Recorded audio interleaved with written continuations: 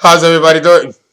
I am so sorry that I am doing this video late, but you see, I had an injury and I need stitches, and I lost a little function on my, on my forefinger. This is karma coming back to me, because I was fighting. So this is what happens. But cardinal air, the sign of Libra. Now, my videos are never superficial. This is deep here. The moon in Libra reaches a plateau and a new beginning. There are two major transitioning happening when someone is born with the moon in Libra. Understand that I need to go deeper before I can go more specific as to the human character and ego and how the moon in Libra functions. Libra is the sign of philosophy. It is philosophical. It is intellectual. It is the height of intellectualism. It's in Libra. This intellect begins in Virgo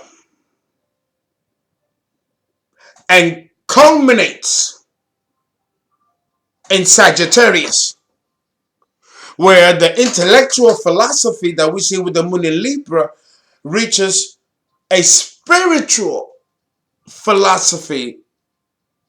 Basically, you look at this, and this is the intellectual philosophy, but once you put it sideways, I have coughing here. Once you put it sideways, it's no longer moon in Libra, it's now moon in Sagittarius. Because now Sagittarius comes along and gives it another perspective. A fresh perspective that's based on a spiritual principle higher than that of the intellectual principles that we see develop in Libra. And the germinal seed of that greatness of intellect begins in Virgo, which is what, of course, Mercury is the ruler of Virgo. And Virgo is the most intellectual and the smartest of all the signs of the zodiac, because it's ruled by Mercury, the planet of intelligence and the intellect and divine intellectual power. But because Libra is a cardinal sign, Libra gets the credit. Not Virgo. Virgo falls behind the scenes. So the principality of educating the world, of educating humanity through the power of intellect falls exclusively with those women and men that were born with the moon in Libra.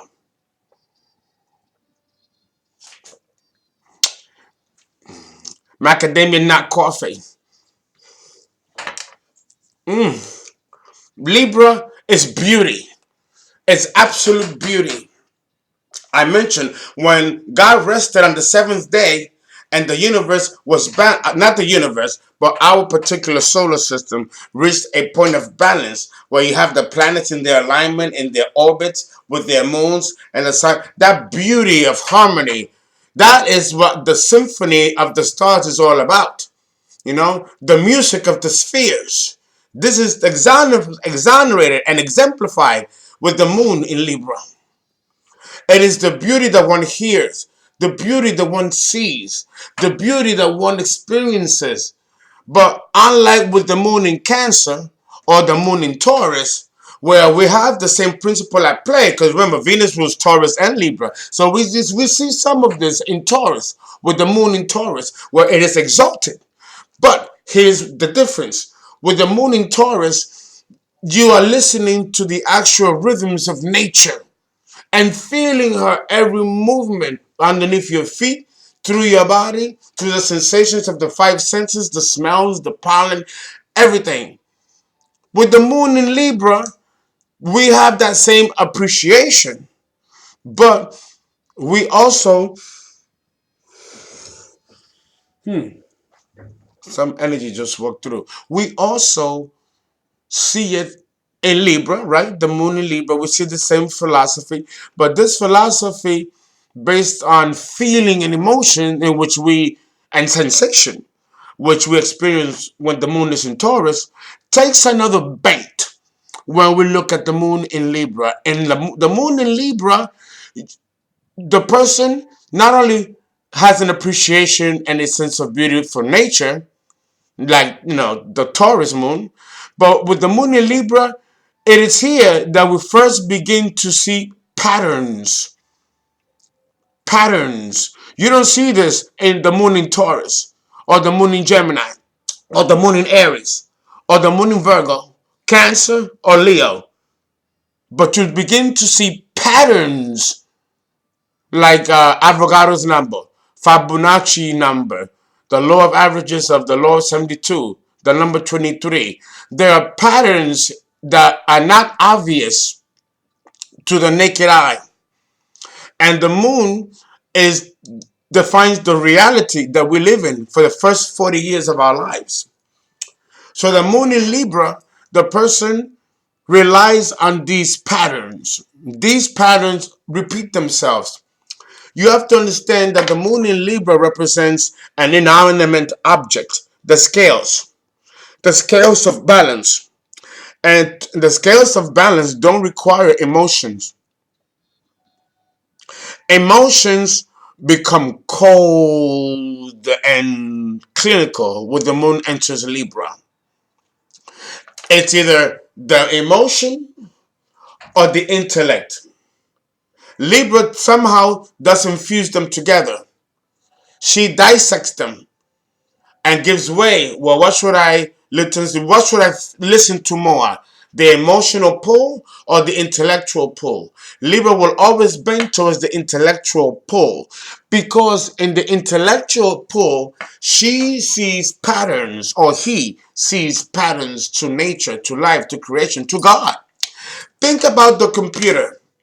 011 or 001 or 012, right? That's the genetic code of computers, right? And it determines every single pattern that is built beyond it.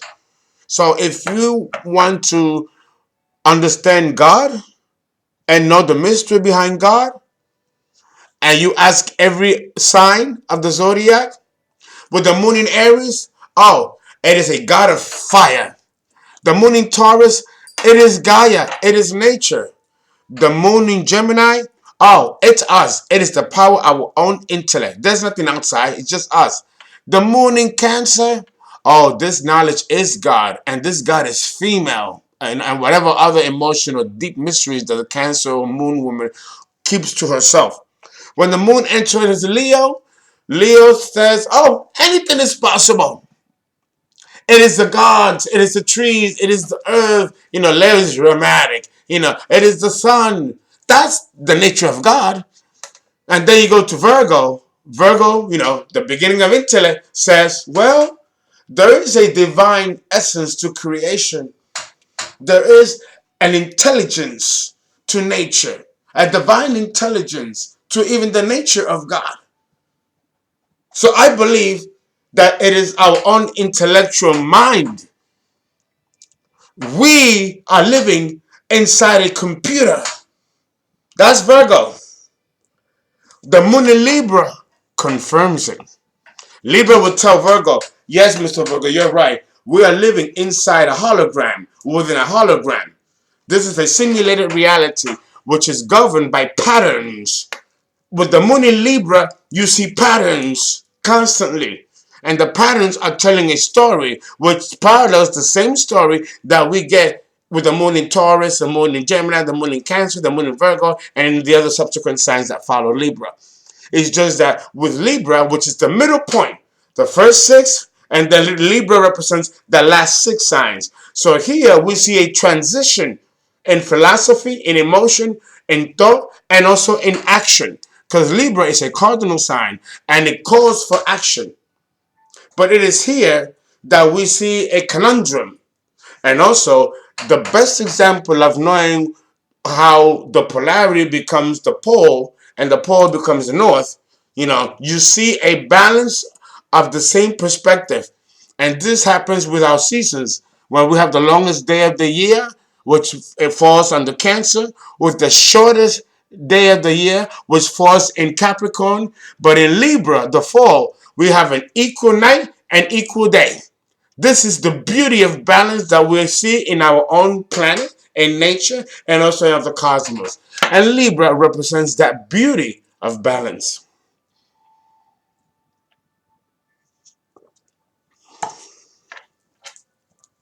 This kind of beauty of balance follows a logical order, but it's not exclusive to a logical order. And here is where the moon in Libra women or people fall into a little bit of trouble, because they try to understand human nature in accordance to how you understand a computer program. And people are not computers, but then again, we might really be computer objects. We might be walking, breathing computers, but we have flesh and blood. You know, Libra will not forgive understanding the laws of the universe through mere emotion alone. And when it comes to spirituality, the moon in Libra, woman or man, is the last to be consulted, because the moon in Libra, woman or man, doesn't know quite how to feel about the cosmos and nature of God and creation, therefore the intricacies of human beings, just by the emotional display and emotional feedback, and which is part of the human condition. Libra, or the moon in Libra, people won't forgive that, and they're not going to accept that as the ultimate reality. To them, at the end of the day, intellect reigns supreme, and we can find out about God, about the cosmos, about our nature within our own planet by the mere power of intellect, which is the preferred route with women and men born with the moon in Libra. In Hindu, we have a dance where you turn. They're discussing the cosmos. Then they go like this. When they do this in the dancing, they're discussing the Libra, the balance of the cosmos. The tilting is the chaos of Scorpio. Because the universe has to be created, but you have to destroy before you can create. And that falls under Scorpio, the principle of destruction, that is the violence that we see in the cosmos and the violence that we see here below. We cannot have life without destruction, because life is a cycle. And this is governed exclusively by Scorpio, which we will discuss down the road. So, but when we are in Libra, that destructiveness of Scorpio reaches a balance of absolute harmony and beauty. And harmony is one of the key words associated with Libra, right? And balance. So understand that with Libra and the moon in Libra, we have to go deep. We have to go deep. And there's a lot of websites and that's rented the moon in Libra, and I've read over 70 of them, and none of them fit my satisfaction because they don't go deeper. You know, there is something that drives the psychological makeup of the moon in Libra, man or woman, that many of these websites are not tapping into. And that which I mentioned is the patterns that the moon in Libra person sees.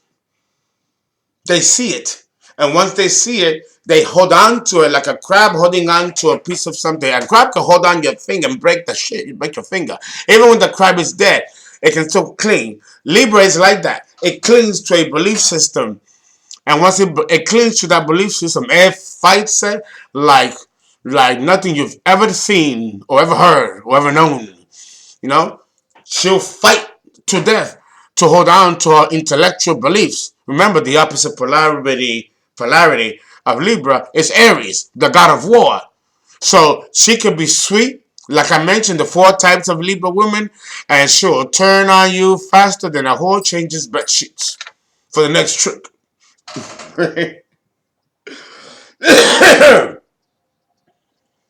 Okay? So the moon in Libra woman or man is highly impartial. And there is a psychological expression of the signs when it comes to the sexes.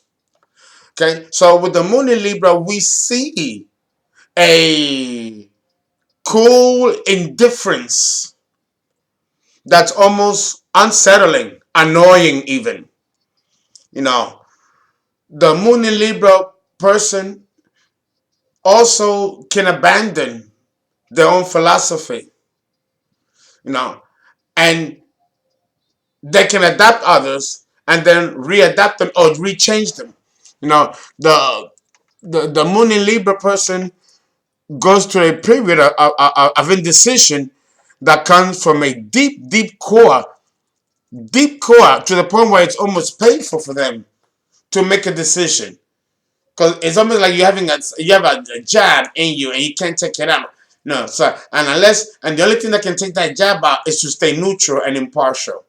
And here, the Moon in Libra woman or person feels psychologically safe and calm, but it doesn't lend for much. I don't know, opinionation or respect from others looking from the outside in. They just think that the Moon in Libra woman or man is just a big coward who can't make up their mind to save their life. In reality, there's a lot more going on in the psyche of the Moon in Libra or the Moon in Man person. It may seem to the outside observer that they are just being lazy and irresponsible in trying to be pro-thinkers. That's not it. And in this case, I think the sign of Libra, besides Virgo and Taurus being a second runner-up, is probably the most misunderstood sign of the zodiac. Libra, especially the women, are highly misunderstood. But then again, the Libra woman doesn't rush to try to change it. She is her own law of being. She don't have to justify her behavior, even when she's wrong.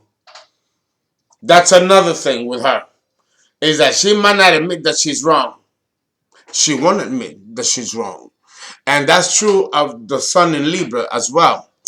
And this is the opposite polarity of Aries. Not budging. No, I stick to my guns. Even if I'm wrong, I stick to my guns. And you better do too, or I'm going to cut your head off. You know, Libra will turn on you in a minute. You know, well, I have done videos on Libra, and you've seen the turnout. Some people curse me out. They're always Libras, and send me all pages of shit. Like, you know, they really come for me. You know, and of course, these are the ones that are very young, and you know, I probably hit a nerve. You know, and that caused them to react. But everything I say is truth. Now, these very same people that come after me with these comments are young, of course. And when they get older, they'll probably evolve from that, realizing, you know what, I was tough on this motherfucker, but he's right. Because secretly, they all know I'm right. Okay? So the thing is that I'm pulling the thing out of your eyes and letting you know, this is who you are. Who you think you're fooling. And Libra, like Scorpio, hates to be exposed. That hatred of being exposed and being secretive that we see in Scorpio begins in Libra. Libra likes to hide behind intellectual words and fancy entreaties in its language and delivery. You know, it gets off in thinking that the high intellect is going to help solve and give an answer to every nuances that we see occurring in life and in our planet. Well, Mr. Moon or Mrs. Moon in Libra, you couldn't be more farther away from the truth. Because the intellect is the first falsehood of the ego. And it is the first to die when we approach physical death. We lose our minds and everything, and then the heart stops. But we lose this first. We lose everything. Before you die, the last thing to go is your eyesight. Actually, the last thing to go is not. It's the first thing to go is your eyesight. The last faculty to go upon the inches of death is your hearing. When the hearing starts dimming, and when you die, the breath goes out. Oh, it doesn't go in. Like God breathing the breath of life. When you breathe out, that's when you die. And the hearing stops. And now the silver cord has been broken from the physical body that's attached to the astral body. And now you are physically dead. So this is a terrifying, terrifying prospect for people with the moon in Libra. Because okay, bitch, motherfucker, now what? How's your intellect gonna help you now? Now you are going to see the other side of the spectrum, which has always been deeply spiritual. The intellect is just a kind of like a real fucked up joke from God. It really is. I'm telling you, the Jehovah got a sense of humor. He a thug. With all due respect. So the moon in Libra woman or man can be highly impartial, very negative in the sense that they don't jump right in and take your point of view, especially if it's emotionally based. It's not that they have total disrespect or total indifference to the intellect, to the emotions. No, that's not it. It's just that if they don't see the patterns, they don't trust it. And that no website that I know talks about this with the moon in Libra. So obviously these astrologers that do these sites are quite young. And it's a shame that these books, and you're not going to learn this from books. This is years of experience as an astrologer. You get to study people. You have to study human nature.